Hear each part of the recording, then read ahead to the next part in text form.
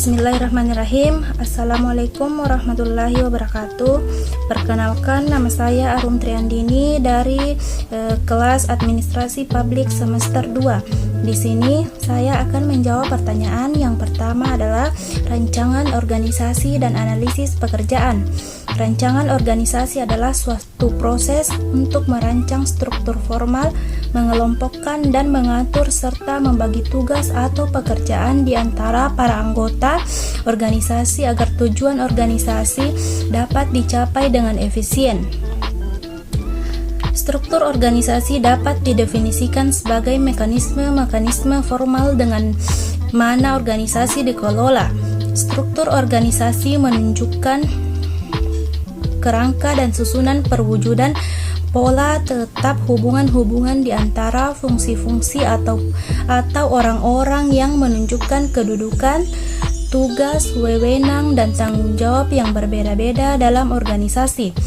Struktur ini mengandung unsur spesialis kerja, standarisasi, koordinasi, sentralisasi, atau desentralisasi dalam pembuatan keputusan.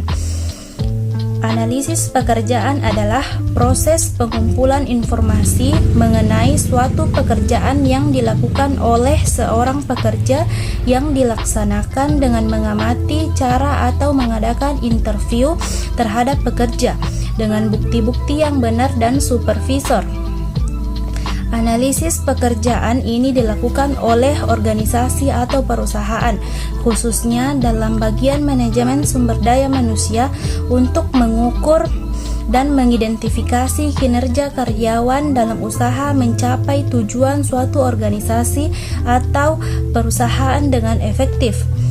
Hal-hal yang menjadi cakupan analisis pekerjaan diantaranya adalah analisis jenis pekerjaan, analisis kualifikasi pekerja, analisis perhitungan beban kerja, analisis penempatan pekerja, hingga analisis dalam menentukan standar kualitas pekerja. Yang kedua adalah rekrutmen dan tujuan.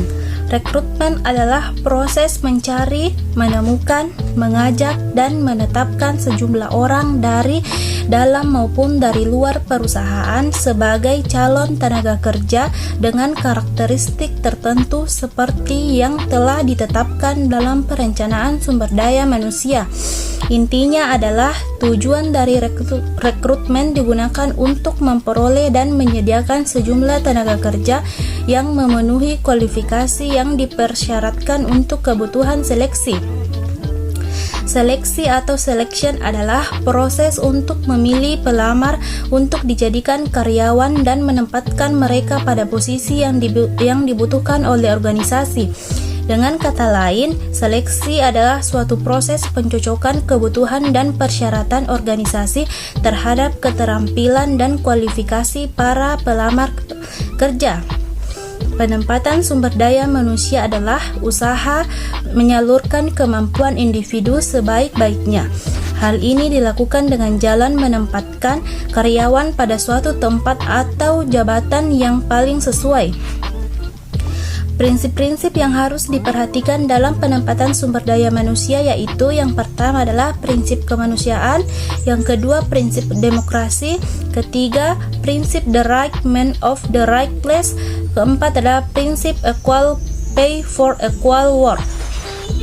Yang ketiga adalah definisi pendapat menurut Profesor Dr. Suekijo Notuatmojo tentang SDM. Pengembangan sumber daya manusia secara mikro adalah suatu proses perencanaan pendidikan dan pelatihan serta pengelolaan tenaga kerja atau karyawan untuk mencapai hasil yang optimal baik berupa jasa, benda maupun uang.